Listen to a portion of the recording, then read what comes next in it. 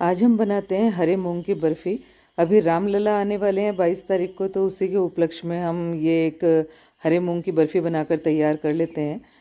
अब इसके लिए ले लेते हैं हरे मूंग। इसे अच्छे से आप गीले कपड़े से पोंछ लें, और अगर आपके पास समय हो तो इसे अच्छे से वॉश करके धूप में डाल दें। 1 घंटे 1.5 घंटे में ये सूख जाएंगे। उसके बाद आप इसे ले लें और सेक कर तैयार कर लें। और अगर आपके पास समय ना हो तो आप इसे गीले कपड़े से पोंछ कर भी ले सकते हैं। रामलला आने वाले हैं अभी अयोध्या में, तो उसी उपलक्ष्य में हम भी एक बर्फ़ी बनाकर तैयार कर लेते हैं। और हरे मूंग की बर्फ़ी के साथ ही हम इसे सेलिब्रेट करेंगे। राजस्थान में तो वैसे भी हर किसी भी अच्छा ओकेज़न जो होता है उसमें मूंग ज़रूर बनाए जाते हैं, तो आज मैंने सोचा हरे मूंग की बर्फ़ी बनाकर तैयार की जाए।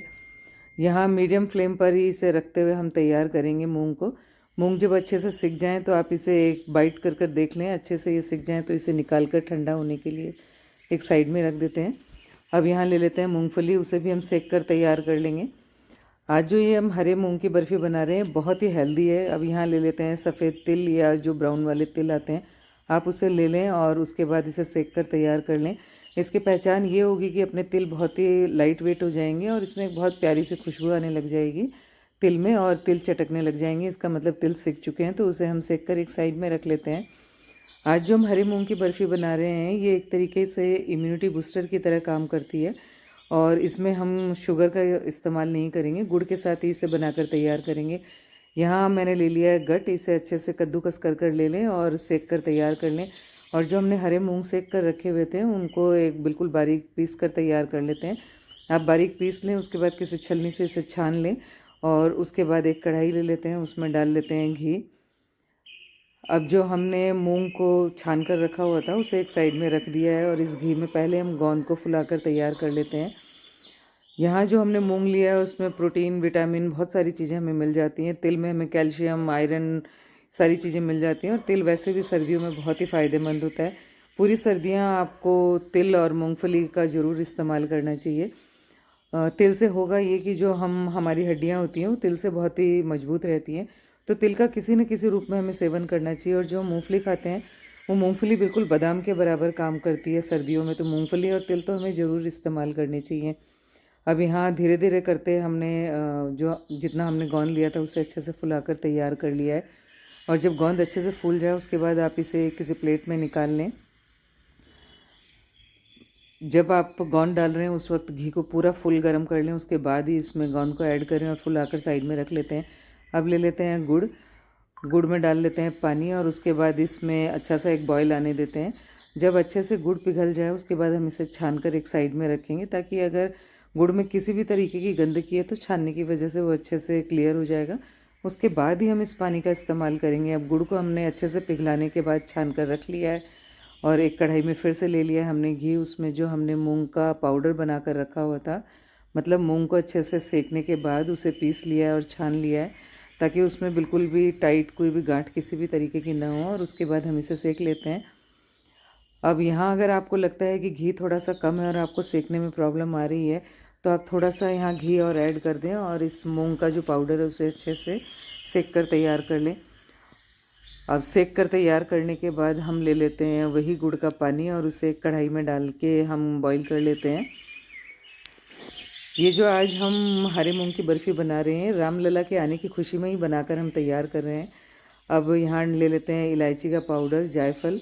जितनी भी चीज़ें हम यहाँ ऐड कर रहे हैं वो सारे इम्यूनिटी बूस्टर की तरह काम करेंगे। और सर्दियाँ हैं तो सर्दियों में इन सारी चीज़ों को ज़रूर आप डालें, और उसके बाद ही कोई भी मिठाई जो आप तैयार कर रहे हैं उसको आप इस तरीके की चीज़ों के साथ ही तैयार करें, ताकि ये अपनी सेहत के लिए बहुत ही फ़ायदेमंद रहेंगे। अब यहाँ सौंठ और जायफल और इलायची डालने के बाद उसी गुड़ के पानी में हम ऐड कर देते हैं जो हमने मूंग का पाउडर जो सेक कर तैयार किया हुआ था उसे यहाँ ऐड कर लेंगे। अब जो हमने मूंगफली को पीस कर रखा हुआ था और नारियल को सेक के रखा हुआ था उसे भी यहाँ ऐड कर लेंगे। तिल को भी हमने बारीक पीस लिया है। आप इसे बहुत ज़्यादा बारीक ना पीस कर तैयार करें। ये जितनी भी चीज़ें हम ले रहे हैं वो हल्की दरदरी पीस कर ही हम लेंगे। बस आपको मूंग को बारीक पीसना है। मूंग को आप बारीक पीस कर छलनी से छान लें। बाकी आपने जो मूंगफली के दाने लिए हैं उन्हें भी हमें दरदरा पीसना है, और जो हमने यहाँ तिल लिए हैं उसे भी दरदरा ही पीसना है। और उसके बाद यहाँ इस घी में जो हमने मूंग सेक कर रखे हुए थे उसके साथ इसे ऐड कर देना है, और जो हमने गोंद तैयार किया हुआ था उसे भी यहाँ ऐड कर लिया है। और इसे अच्छे से हम थोड़ी सी देर के लिए सेक कर तैयार कर लेते हैं गुड़ के पानी के साथ। अच्छे से जब घी इसमें से रिलीज़ हो जाए और ये जमने की कंसिस्टेंसी में आ जाए, तब एक थाली में ग्रीस कर दें और उसके बाद इस बर्फ़ी को यहाँ फैला लें। अभी रामलला के आने की खुशी में सभी लोग कुछ न कुछ बनाना चाहते हैं, तो हमने सोचा क्यों ना घर पर ही एक बहुत ही अच्छी सी हरे मूंग की बर्फ़ी बनाकर तैयार कर लेते हैं। और हम लोग तो मूंग को वैसे ही बहुत ज़्यादा प्रेफर करते हैं बनाना, तो हरे मूंग की बर्फ़ी हम आज बना रहे हैं। मार्केट में तो बहुत मुश्किल से मिलती है, और अगर आपको कहीं मार्केट में मिल भी जाएगी तो बहुत ही कॉस्टली मिलेगी, तो आप इसे घर पर ही तैयार करें। यहाँ ऊपर मैंने डाल लिए कद्दू के बीज, इसे हल्का सा मैंने सेक कर तैयार कर लिया है। और इसमें अब ऐड कर लेते हैं कुछ बादाम की कतरनें। देखने में तो ये बर्फ़ी बहुत ही अच्छी लग रही है, और ये बर्फ़ी मैं कई बार बनाती हूँ, और ये बहुत ही टेस्टी मूंग की बर्फ़ी बनकर तैयार होती है। और जो इस मूंग की हरे मूंग की जो हमने बर्फ़ी तैयार की है, वो इम्यूनिटी बूस्टर है एक तरीके से। जब आप इसे एक बार बना लेंगे तो फिर आप बार बार से इसको बनाना चाहेंगे। और ये इजीली घर पर बनकर तैयार हो जाती है। मार्केट में तो आप ढूंढेंगे तो काफ़ी सर्च के बाद ही मिलती है हमें, और कई बार तो नहीं भी मिलती है। तो इस तरीके से अगर आप मूंग की बर्फ़ी बनाते हैं तो बहुत ही टेस्टी बनकर तैयार होती है। देखिए अब इसे मैंने ठंडा कर लिया है। अब इसमें हम कट लगा लेते हैं, और कट लगा कर देखते हैं कि जो आज हमने मूंग की बर्फ़ी बनाई है वो किस तरीके की बनकर तैयार हुई है।